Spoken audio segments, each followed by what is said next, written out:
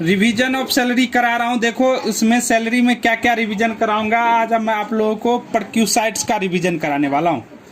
परक्यूसाइट्स में सबसे पहला होता है, पता है, रेंट फ्री एकोमोडेशन।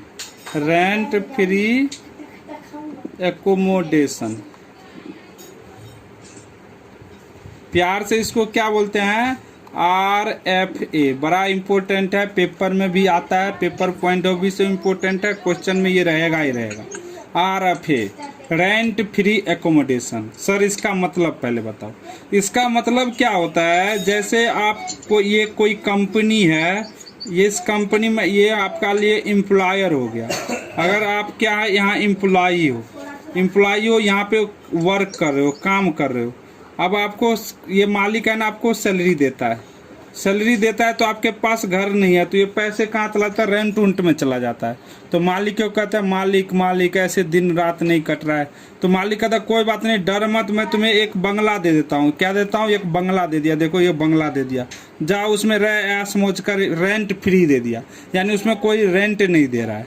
तो इस एम्प्लॉयर ने अपने एम्प्लॉई को अगर रेंट फ्री हाउस दे रहा है ना, तो उसका क्या टैक्स ट्रीटमेंट होता है, उस पर गवर्नमेंट क्या टैक्स प्रोविजन है वो सिखाना है। इसे ही क्या बोलते हैं, रेंट फ्री एकोमोडेशन।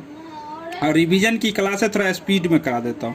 तो रेंट फ्री एकोमोडेशन में क्या क्या होता है वो सिखाता हूँ।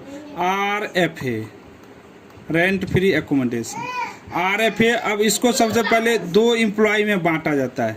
एक होता है गवर्नमेंट एम्प्लॉय,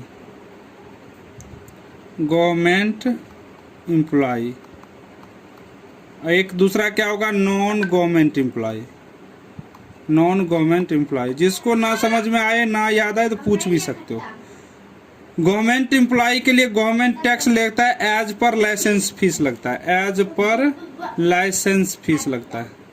लाइसेंस फीस के अकॉर्डिंग टैक्स लगता है। ये लाइसेंस फिक्स होता है, सेंट्रल गवर्नमेंट के तरफ से आता है, इसलिए हमें उसका पढ़ने की जरूरत नहीं, रटने की भी जरूरत नहीं है। ये देखोगे तो क्वेश्चन में गिवन ही होता है, उससे आपको पता चल जाएगा। मोटा मोटा इसके लिए आएगा। अगर जो आपके घर जो है ना, घर जो आपके पास जो, हाँ लाइसेंस फीस मतलब पहले इसमें अमाउंट दे देते हैं। हाँ अमाउंट दे देगा, क्वेश्चन में ही दे देगा आपको अमाउंट, ठीक है। अब देखो, अगर नॉन गवर्नमेंट के लिए, नॉन गवर्नमेंट को अपना घर दे रहा है मालिक, ओन हाउस दे रहा है। कौन दे रहा है, ओन हाउस दे रहा है। ओन हाउस मतलब उसका अपना मकान था वो दे दिया। या रेंटेड हाउस दे सकता है, क्या दे सकता है, रेंटेड हाउस देता है, घर किराया पर लेके दे सकता है। या क्या देगा, होटल दे देगा, भाई जाओ होटल में ऐश मौज करो। तो इस तीनों का अलग अलग टैक्स प्रोविजन है। तीनों का क्या है, अलग अलग टैक्स प्रोविजन है। इसमें जो टैक्सेबल होता है पॉपुलेशन के अकॉर्डिंग होता है। क्या होता है, पॉपुलेशन के अकॉर्डिंग होता है। इसमें होता है एक्चुअल एक्सपेंस के अकॉर्डिंग, इसमें भी वही एक्चुअल एक्सपेंस। तो पॉपुलेशन के अकॉर्डिंग क्या होता है, एक्चुअल एक्सपेंस के, इसका टैक्स कितना लगता है। इसमें जो होता है ना, गवर्नमेंट कुछ हद तक कुछ लिमिट तक टैक्स लेता है, उसके बाद छोड़ देता है। तो क्या होता है, कितना अमाउंट पे टैक्स चार्ज करता है वो बताता हूँ। सबसे पहला, अगर पॉपुलेशन 0 से लेके, किसी को याद है कितना था, 10 लाख। हाँ गुड, 10 लाख हो तो 7.5% ऑफ सैलरी लेते हैं। कितना लेते हैं, 7.5% ऑफ सैलरी। अगर ये दूसरा था, 10 लाख से ऊपर हो और 25 लाख तक हो, तो कितना था, 10% ऑफ सैलरी था, 25% ऑफ सैलरी। और रुचि पूछ सकती है, क्या पूछ रही है। तीसरा है एबव 25 लाख था, एबव 25 लाख था तो 15% ऑफ सैलरी था, 15% ऑफ सैलरी था। ये तीनों स्लैब था, इस तीनों के स्लैब के अकॉर्डिंग टैक्सेबल था। यानी पॉपुलेशन किसी स्टेट का 0 से 10 लाख है तो 7.5% सैलरी। अगर पॉपुलेशन 10 से 25 लाख तक है 10% सैलरी, एबव 25 लाख है तो 15% ऑफ सैलरी था। ये कौन था, ओन है। उसमें जब मालिक का घर था, मालिक अपने घर में एम्प्लॉय को फ्री में रहने के लिए दे रहा था। अब मालिक के पास अपना घर नहीं है, मालिक क्या कर रहा है, वो घर किराया पर ले रहा है। क्या ले रहा है, किराया पर ले रहा है। किराया पर लेके अपने एम्प्लॉय को, जा भाई ऐश करो, फ्री में रहो। तो उसमें क्या था, उसका भी दो था, actual higher charge. Actual higher charge कुछ लगेगा और दूसरा 15% of salary, 15% of salary. Actual higher charge लगेगा या 15% ऑफ सैलरी, इन दोनों में से जो लेस हो, which ever is less, which ever is less taxable, वो क्या होगा, वो टैक्सेबल होगा। Which ever is less taxable, यानी जो आप एक्चुअल हायर चार्ज नहीं, यानी जो रेंट उंट दे रहे हो वो प्लस 15% ऑफ सैलरी, इन दोनों में से जो छोटा होगा, जो छोटा होगा उस पर टैक्स लगेगा। ये था रेंटेड हाउस। तीसरा था अगर होटल में दे रहा है तो, होटल में दे रहा है तो थोड़ा उसका वैल्यू और बढ़ जाएगा। होटल में दे रहा है तो उसका क्या हो जाएगा, 24% एक्चुअल हायर चार्ज, इसमें क्या हो जाएगा, एक्चुअल हायर चार्ज, जो भी हायर चार्ज लग रहा है, और पहला पॉइंट और दूसरा point 24% of salary, 24% of salary, इन दोनों में से जो छोटा, व्हिच एवर इज लेस, क्या हो, व्हिच एवर इज, इन दोनों में से जो छोटा हो वो आपके लिए टैक्सेबल हो जाएगा। और क्या था होटल में हाँ, तो सैलरी क्या होगा इसका, 24% ऑफ सैलरी। सैलरी का मतलब अभी सब सिखाऊंगा वो सब। और क्या होता है ये होटल वाले में, हाँ सर बोलना, वाले में जो एक्चुअल हायर चार्ज है, ये पूरा चार्ज गवर्नमेंट लेगा या फिर होटल लेगा? नहीं होटल जो आपके बदले आपके मालिक है ना, होटल वाले को दे रहा होगा। हाँ। और प्लस या आपको 24% सैलरी, इन दोनों में से जो छोटा होगा वो गवर्नमेंट उस पर टैक्स लगाएगा आपको। ठीक है, तो उसके ऊपर टैक्स लगेगा। हाँ, ये था हमारा ये रेंट फ्री अकोमोडेशन। होटल के लिए कुछ कंडीशन है, आपको होटल में 15 दिन से ज़्यादा रहना पड़ेगा और जगह बदल के नहीं, एक जगह रहना पड़ेगा, तभी आपको लिए ये टैक्सेबल होगा। ठीक है। और ये सब के बाद इन सब में अगर ये तो दे ही रहा है, अगर कोई फर्निश्ड हाउस दे रहा है, इफ फर्निश्ड हाउस दे रहा है, फर्निश्ड हाउस मतलब उसमें फर्नीचर लगा है, एसी कंडीशनर सब चीज लगा है, फर्निश्ड हाउस दे रहा है ना, तो फर्निश्ड हाउस दे रहा है तो इसमें 10% ऑफ फर्नीचर वैल्यू जोड़ देंगे, 10% ऑफ फर्नीचर वैल्यू भी इसमें जोड़ देंगे एक्स्ट्रा, प्लस ये होगा, प्लस 10% और जोड़ा जाएगा। अगर इन सब के बाद कोई रिकवर हो रहा है तो माइनस हो जाएगा। अगर कोई रिकवर कर रहा है, अगर आपके मालिक आपसे कुछ पैसे मांग रहा है, रिकवर्ड हो रहा है, तो इसमें से लेस कर दोगे, डिडक्ट कर दोगे चीज, और वो सब हो जाएगा। जो नेट होगा रिकवर कराने के बाद पहले आरएफए निकालोगे, आरएफए में इस तीनों कंडीशन में से कोई में से आरएफए निकलेगा, आरएफए निकलेगा, उसमें फर्नीचर का 10% और जोड़ दोगे, और 10% जोड़ने के बाद जो रिकवर किया होगा, एम्प्लॉयर ने एम्प्लॉय से कुछ पैसे लिया होगा इसके बदले, तो घटा के नेट जो होगा वो टैक्सेबल होगा। अब मैं इसका क्या मतलब सिखाना हूँ, meaning of salary, RFA salary कह सकते हो, आरएफए सैलरी किसको बोलते हैं वो सीखना है। सैलरी में क्या क्या आएगा, बेसिक सैलरी तो आएगा ही आएगा, बेसिक सैलरी, ठीक है, plus DA retirement benefit, DA कौन सा आएगा, रिटायरमेंट बेनिफिट, फिर डीए क्या आएगा, रिटायरमेंट बेनिफिट, फिर आएगा कमीशन आता है एनी, कोई भी कमीशन हो, टर्नओवर हो, फलाना चिलाना, कोई भी कमीशन हो वो भी आएगा। तीसरा चीज आएगा टैक्सेबल पोर्शन ऑफ अलाउंस, जितना भी अलाउंस है ना उसका टैक्सेबल पोर्शन आता है, बस क्या होता है, टैक्सेबल पोर्शन होगा, पूरा नहीं होगा अलाउंस का। जो पार्ट पे टैक्स लगता है ना वही पे लगेगा, बाकी पे नहीं लगेगा। इन सब को जो जोड़ोगे ना तो ये क्या आ जाएगा, आरएफए सैलरी आ जाएगा। आरएफए जहाँ जहाँ सैलरी वर्ड लिखा ना वहाँ आरएफए में ये सैलरी जुड़ जाएगा। ये क्या था, आरएफए का था। अब इसके ऊपर आपको ढेर सारे क्वेश्चन है, ये परक्यूसाइट्स में आरएफए परक्यूसाइट्स हो गया, ठीक, हाँ सर जो डियरनेस अलाउंस में रिटायरमेंट बेनिफिट पे जो टैक्स लगा है वो यहाँ पे तो लग ही रहा है, और जो टैक्सेबल पोर्शन ऑफ अलाउंस में आएगा उसमें भी तो डियरनेस। अरे ये तो सैलरी निकलेगा, वो तो टैक्सेबल के लिए अलग से ट्रीटमेंट होगा, इसमें तो सैलरी निकलेगा बस, ये चीज है। अभी क्वेश्चन कराऊंगा ना तो और थोड़ा क्लियर होगा, अभी तो रिवीजन के लिए दिमाग में सेट कर लो, जो आरएफए सैलरी बोलूंगा ना तो ये चीज ऐड करके आरएफए सैलरी आप निकालोगे, ठीक है।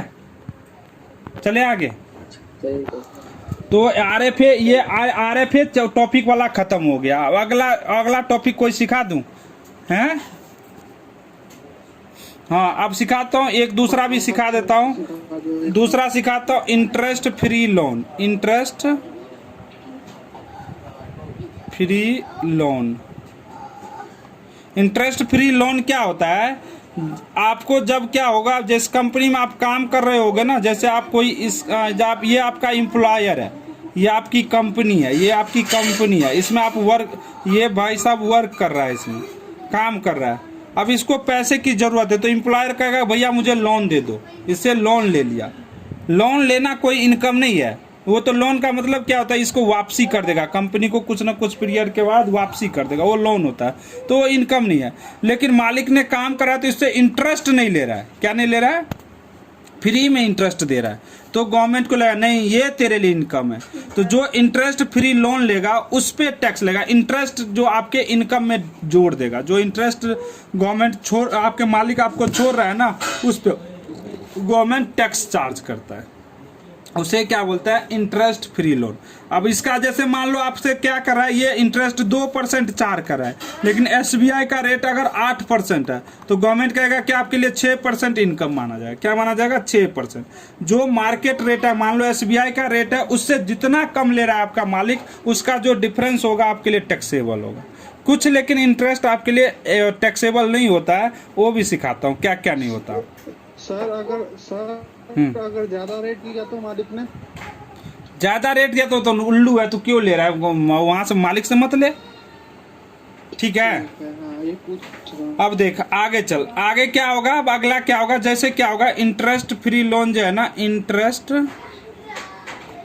फ्री लोन, अगर ये दो सिचुएशन में मिल रहा है, एग्जेम्प्ट होगा। अगर ये लोन अप टू 20,000 तक हो, क्या हो? लोन अप टू 20,000 हो, या loan for specific disease, specific disease के लिए हो, स्पेसिफिक डिजीज के लिए हो, इन दोनों के लिए हो तो नोट एग्जेम्प्ट होता है। क्या होता है? एग्जेम्प्ट होता है। अगर आपको लोन है ना, लोन किसके लिए ले रहे हो? 20,000 तक ले रहे हो या कोई स्पेसिफिक डिजीज के लिए ले रहे हो, वो एग्जेम्प्ट है। अदर्स लोन क्या होगा? अदर लोन टैक्सेबल होगा। अदर लोन टैक्सेबल, क्या होगा? अदर लोन क्या होगा? टैक्सेबल होगा as per last date of SBI rate. Last date of SBI rate के अकॉर्डिंग आपको उस पे, उस लोन पे आपके लिए टैक्सेबल होगा। जितना लोन आउटस्टैंडिंग अमाउंट किस पे, हाँ ये दे रखा होगा, हाँ दे रखा होगा आउटस्टैंडिंग अमाउंट, क्या होगा? वो रेट का आउटस्टैंडिंग अमाउंट होगा, तो उस पे आपके लिए क्या हो जाएगा? ये टैक्सेबल हो जाएगा। ये था इंटरेस्ट फ्री। जितना आउटस्टैंडिंग रहेगा, जो लास्ट डेट में जो आउटस्टैंडिंग रहेगा ना लास्ट मंथ में, उस पे लगता है। जितना दे दियो लोन वापस, उस पे नहीं लगेगा। जो लोन आपके पास आउटस्टैंडिंग है, जितना इंटरेस्ट आउटस्टैंडिंग है उस पे लगता है। तो ये था इंटरेस्ट फ्री लोन। ये भी परक्यूसाइट्स में भी आता है। दूसरा परक्यूसाइट्स हमने सिखा दिया। अभी भी 2-3 परक्यूसाइट्स बराबर है। एक है परक्यूसाइट कार वाला, फैसिलिटी वाला बता दो। कार फैसिलिटी वाला, चलो कार फैसिलिटी वाला भी सिखा देता हूँ। Car facility, facility of car, car facility के लिए हो तो क्या होगा? अगर तीसरा ये नहीं, अगर ये कार फैसिलिटी में क्या होगा, इसमें अगर ये कार है owned by employer and repair and maintenance maintenance by employer. अगर कार भी मालिक का हो और रिपेयर और मेंटेनेंस भी मालिक ही करा रहा हो, रिपेयर और मेंटेनेंस भी कौन करा रहा हो, मालिक करा रहा हो। अगर ये कार फैसिलिटी में क्या होता है, कार भी मालिक का हो और कार रिपेयर और मेंटेनेंस भी मालिक करा रहा हो, तो उस सिचुएशन में क्या होता है वो सिखा रहा हूँ। अगर ये कार को एम्प्लॉई है एक्सक्लूसिवली ऑफिस यूज कर रहा है, क्या कर रहा है, एक्सक्लूसिवली ऑफिस यूज कर रहा है, तो क्या होगा, एक्सक्लूसिवली ऑफिस यूज कर रहा है। सिर्फ और दिखाता हूँ कार फैसिलिटी अगर कार फैसिलिटी जो है ना कार मालिक का कार है, मालिक ही उसका रिपेयर मेंटेनेंस करा रहा हो। अगर उस कार को एम्प्लॉई है ना एक्सक्लूसिवली ऑफिस यूज कर रहा है तो नो टैक्सेबल। क्या होगा, नो टैक्सेबल, क्योंकि हमारा इसमें कोई बेनिफिट ही नहीं है। सारा बेनिफिट तो मालिक का है, मालिक का सामान है, मालिक के लिए यूज हो रहा है, मालिक ही सारा खर्चा का, मेरा क्या बेनिफिट है, तो हमारे लिए कोई टैक्स नहीं। अगर आप उसको एक्सक्लूसिवली प्राइवेट यूज कर रहे हो, क्या कर रहे हो, एक्सक्लूसिवली क्या कर रहे हो, प्राइवेट यूज कर रहे हो। प्राइवेट मतलब अपने के लिए यूज कर रहे हो, मतलब मालिक का इसका कोई बेनिफिट नहीं है, तुम्हारा सिर्फ एम्प्लॉई को बेनिफिट है। तो गवर्नमेंट कहता है नहीं भैया ये तेरे लिए इनकम हो गया। क्या होगा, इनकम। तो इसमें इनकम में दो चीज हो, 10% वैल्यू ऑफ कार का 10% वैल्यू जोड़ा जाएगा, प्लस रिपेयर एंड मेंटेनेंस। क्या जोड़ा जाएगा, रिपेयर एंड मेंटेनेंस चार्ज। ये दोनों आप में जोड़ के जो होगा वो आपके लिए इनकम हो जाएगा। ये दोनों क्या हो जाएगा, आपका इनकम में जोड़ देगा, गवर्नमेंट उस पर टैक्स लेगा। ठीक है। अगर तीसरा सिचुएशन क्या था, पार्टली ऑफिस, पार्टली क्या होता है, ऑफिस होता है, एंड पार्टली प्राइवेट। पार्टली आप ऑफिस का कुछ पार्ट ऑफिस का काम करते हो, कुछ पार्ट ऑफिस का करते हो, कुछ पार्ट आप प्राइवेट करते हो, अपना पर्सनल यूज करते हो। तो क्या होगा, अगर जितना पार्ट आप ऑफिस का कर रहे हो और जितना पार्ट प्राइवेट, पार्टली में आ जाएगा। अगर 90% काम ऑफिस का कर रहे हो और 10% प्राइवेट करो, तभी भी पार्टली ऑफिस इसी केस में आएगा। 99 भी यहाँ कर रहे हो, 1% भी यहाँ करो, तभी भी इसी केस में आएगा। एक्सक्लूसिवली मतलब 100% होना चाहिए। एक्सक्लूसिवली मतलब क्या होता है, 100% के बाद में जो भी केस आएगा वो पार्टली ऑफिस पार्टली प्राइवेट वाला केस में आएगा। तो अब इसको कैसे करते हैं डील, इसको कैसे करते हैं ट्रीटमेंट, वो हम अपन सिखाने वाला हूँ। उसका क्या टेक्स्ट प्रोविजन है वो सिखाने वाला हूँ। अगर ये कार दो तरह का कार देगा, एक देगा small car. Sir small car क्या होता है, जिसका इंजन कैपेसिटी 1600 सीसी से कम हो, 16 सीसी से क्यूबिक कैपेसिटी से कम हो, तो वो क्या होता है, स्मॉल कार। और क्या होगा, एक बिग कार या बिग कार दे, बिग कार देगा उसका 1600 सीसी से ऊपर होगा, वो बिग कार होगा। अगर 1600 इसमें अमाउंट फिक्स कर रखा है, अगर इसमें है ना तो 1.6 लगवाया था ना। हाँ तो वही उसको 1.cc भी कह सकते हो, 1.6 सीसी भी बोल सकते हो, ठीक है, या 1600 सीसी भी बोल सकते हो। अगर उसमें क्या था, अगर उस स्मॉल कार दे रहा है आपको मालिक, तो उसमें फिक्स है मंथली 1800 रुपये पर मंथ टैक्सेबल हो जाएगा। 1800 रुपये पर मंथ आपके लिए टैक्सेबल हो जाएगा, एक्चुअल एक्सपेंस को इग्नोर करेंगे। इसमें क्या हो जाएगा, अगर बड़ी कार दे रखा है 2400 रुपये पर मंथ है आपके लिए टैक्सेबल है, 2400 रुपये पर मंथ आपके लिए टैक्सेबल है, हर महीना फिक्स है। अगर इसके साथ शॉफर भी दे रखा है, शॉफर मतलब ड्राइवर, अगर ड्राइवर भी दे रखा है ना, तो अब इस ड्राइवर का 900 रुपये पर मंथ और जुड़ जाएगा।